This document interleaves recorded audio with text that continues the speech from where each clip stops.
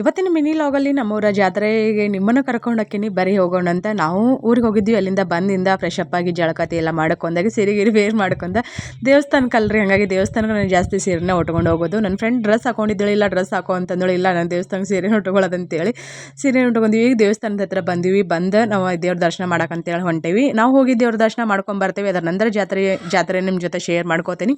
ಇದರದ ಪೂರ್ತಿ ವಿಡಿಯೋ ನನ್ನ ಯೂಟ್ಯೂಬ್ ಚಾನಲಲ್ಲಿ ಅಪ್ಲೋಡ್ ಮಾಡೀನಿ ಆಲ್ರೆಡಿ. ವಿಡಿಯೋ ಇಂಟ್ರೆಸ್ಟ್ ಇದ್ದವ್ರು ನೋಡ್ರಿ, ಲಿಂಕ್ ಸ್ಟೋರಿ ಮತ್ತು ಬಯೋದಲ್ಲಿ ಇರ್ತೈತಿ.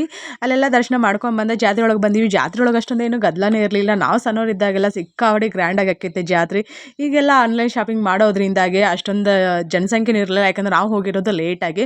ಮತ್ತು ಜೋಕಾಲೈತಿ ಏನು ಬಂದಿರಕ್ಕಿಲ್ಲ, ಅಷ್ಟೊಂದು ಅಂಗಡಿನೂ ಕೊಡಿರಕ್ಕಿಲ್ಲ. ಅಯ್ಯೋ ಜಾತ್ರೆ ಹಿಂಗೆ ಆಕೈತೆ, ನಾವು ಸಣ್ಣವರಿದ್ದಾಗ ಎಷ್ಟು ಚಂದ ಆಕೈತೆ ಅಂತೇಳಿ ಅನ್ಕೊಂತ ಮಾತಾಡ್ಕೊತಾನೆ ಜಾತ್ರೆ ನೋಡ್ಕೊಂಡು ಅಲ್ಲೇ ಗೋಬಿ ಐತಿ ತಿನ್ಕೊಂಡು ವಾಪಸ್ ನಾವು ಹೊಲಕ್ಕೆ ಹೋಗ್ಬೇಕಿತ್ತು. ಹಾಗಾಗಿ ಅವಸರ ಮಾಡ್ಕೊಂಡು ವಾಪಸ್ ಹೊಲಕ್ಕೆ ಹೋದ್ವಿ. ವಿಡಿಯೋ ಇಷ್ಟ ಆದ್ರೆ ಲೈಕ್ ಮಾಡಿ, ಶೇರ್ ಮಾಡಿರಿ, ಫಾಲೋ ಮಾಡಿ, ಸಪೋರ್ಟ್ ಮಾಡಿರಿ.